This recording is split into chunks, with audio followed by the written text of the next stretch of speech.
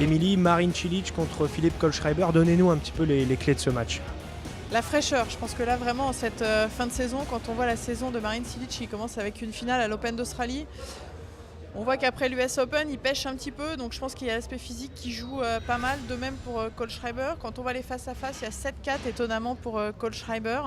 Donc au-delà de la fraîcheur, on est en indoor. Moi je mets quand même un petit avantage à Marin Cilic. Quand on voit la qualité au service, il va y avoir cette régularité aussi sur ce premier coup de raquette.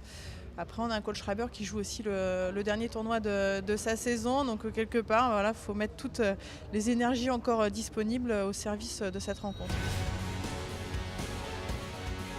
Marin Cilic, on ne peut pas faire abstraction, c'est la tête de gondole de l'équipe de Croatie, opposée à l'équipe de France en finale de la Coupe Davis. Qu'est-ce que vous pensez de ce joueur ? C'est un joueur qui est exceptionnel. Ça fait partie des joueurs qui arrivent à briller et à être très présents dans les tournois du Grand Chelem quand on sait qu'il y a Nadal, il y a Federer, il y a Djokovic et j'en oublie. Donc c'est un joueur exceptionnel.